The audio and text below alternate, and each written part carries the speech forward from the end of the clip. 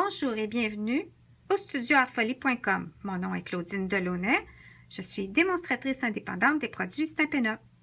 Aujourd'hui, ma vidéo va vous présenter ce que j'ai réalisé avec le kit de crochet Affaires de conifères, Forever Evergreen en anglais. En premier lieu, je vous invite à visiter sur YouTube le vidéo de Stampin' Up qui est relié à ce projet-là.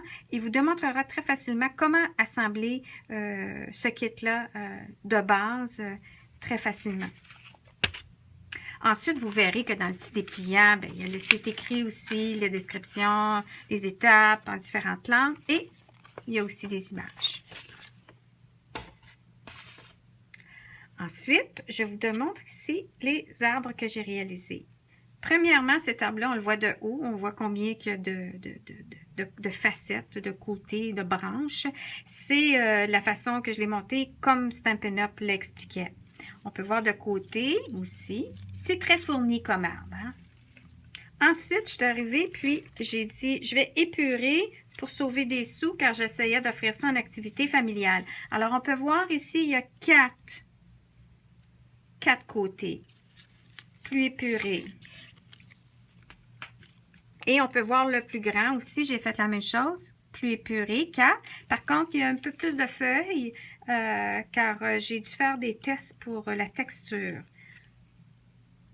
Voici maintenant ce que j'ai fait pour ajouter à ma façon de la texture.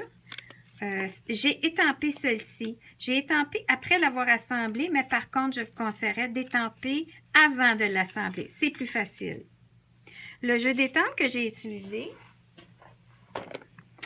Everything Eleanor, qui est discontinué. Par contre, je vous conseillerais, dans le nouveau catalogue annuel, celui-ci, Falling Waters, parce qu'ici, il y a le petit wiggle, là, la petite fleur wiggle, puis c'est ça ici que je trouve intéressant.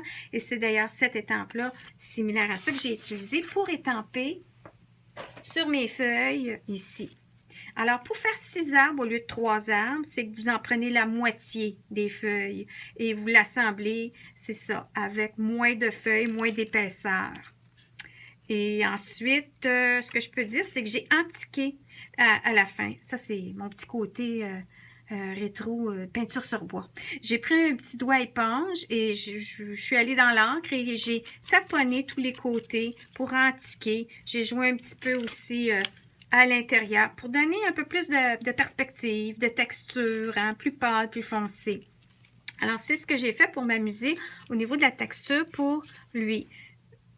J'ai pris vert de jardin pour cette couleur-là, pour ajouter de la texture à l'étampe et au doigt éponge.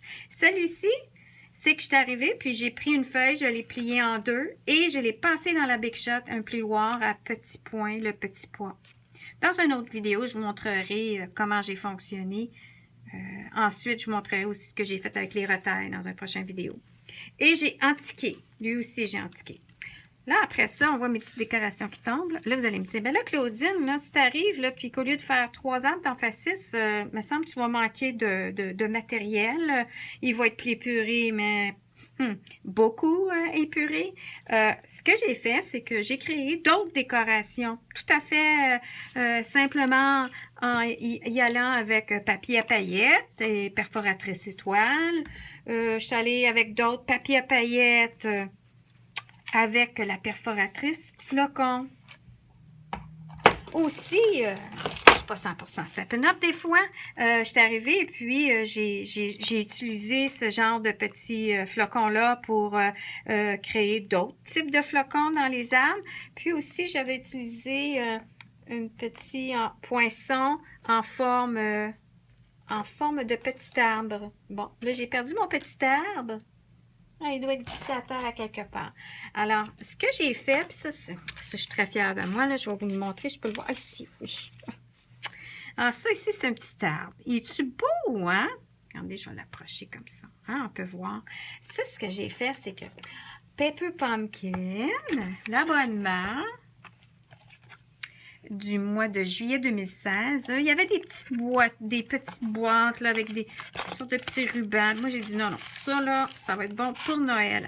Alors, j'avais commencé à faire des petits tests en poinçonnant avec la Big Shot, des formes de petits arbres pour après, ensuite, le fermer, le coller, l'assembler, y mettre des brillants à l'intérieur. Après ça, j'ai pensé, j'en ferai d'autres, puis c'est ce que j'avais caché ici avec du papier vélum, mais aussi d'autres avec peut-être un petit tissu à l'intérieur, mettre un pot pourri, assembler tout ça et accrocher ça au mur ou offrir en cadeau. Bref, the sky is the limit. Alors, quand j'ai poinçonné dans ces petites boîtes-là, ben, cette petite boîte-là, je me suis retrouvée avec ça. J'ai dit, ah, ça là, je vais faire de quoi avec ça là? Alors, et voilà, c'était une petite décoration que j'ai pu rajouter à mon arbre de Noël. Aussi, dans le catalogue de Stampin' Up, vous allez découvrir qu'il y a des objets à l'intérieur des arbres, dans les décorations, que vous pouvez racheter du matériel pour en faire plus. Vous pouvez aussi vous amuser avec des étampes, des crayons. Alors, des décorations maison, faites à la main, à votre goût. Aussi, je voulais dire que je me suis dit, oui, bon, ben là, quand tu rajoutes plus de décorations, tu vas manquer de petites, les petites bidules là, pour accrocher la petite décoration. Alors, j'ai trouvé dans un magasin à grande surface, parce que j'ai cherché partout, j'essayais de trouver des paperclips, des attaches papier. J'ai trouvé ça ici. Ça, j'adore beaucoup les produits de... Bon, j'ai oublié son nom, monsieur. C'est un nom, en tout cas. Alors, c'est ça. Alors, vous pouvez trouver toutes sortes de petites décorations pour accrocher des décorations dans votre arbre. Ou sinon, c'est ça. Sinon, on peut prendre, c'est ça, là. Il faut trouver les petites miniatures comme ça, couleur dorée, que vous pouvez tout simplement défaire. Puis là, casser comme moi. Fait que là, ça n'a pas marché, mais c'est parce que c'est cheap, comme ce que j'ai fait ça. En tout cas, voilà. Alors, ça, c'était mes idées à moi. Aussi, on tend ça comme ça. Je vous montre ici autre chose qui est un projet alternatif. Ça, c'est une revue que nous, les démonstratrices, on reçoit régulièrement. Trimestre, OK, par trimestre. Et ça nous donne toutes sortes de suggestions, des conseils. Puis, Stampin' Up est vraiment en arrière de nous encourager à s'améliorer, à trouver des façons d'être formés. La formation est excellente. On a de l'appui au niveau francophone. Bref, l'image. Alors, voici. J'ai trouvé un cadre dans un magasin à grande surface. Et là, je vais tasser ça un peu. Alors, j'ai trouvé quelque chose de similaire, voyez-vous? Alors là, si je le mets comme ça pour qu'on voit plus, on voit le cadre. Alors, ce qui est intéressant, c'est vous pouvez aussi, avec des feuilles additionnelles du kit, trouver un cadre, si vous avez chez vous ou ailleurs, y intégrer, faire un arbre avec une feuille à l'intérieur que vous y insérez, ou même vous pourriez coller la feuille à l'extérieur sur la vitre et ajouter les petites décorations. Ça peut être mis sur un petit chevalet, ça peut être mis au mur. Alors, ça, c'était l'autre idée et c'est tout pour l'instant. Alors, je vous invite à vous abonner.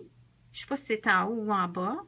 Vous abonner à ma station vidéo pour continuer à voir la suite du kit. Ça veut dire la prochaine vidéo, ça va démontrer ce que j'ai fait avec les retailles et pour voir d'autres trucs et astuces et des petits projets. Alors, ceci dit, je vous invite à visiter aussi mon studio virtuellement à mon adresse ici. Et si vous avez des questions, vous voulez voir le catalogue en ligne, tout est là. Vous m'envoyez un petit courriel et puis je vous réponds si vous avez des suggestions, quoi que ce soit. Alors, n'hésitez pas. Ceci dit, bonne journée!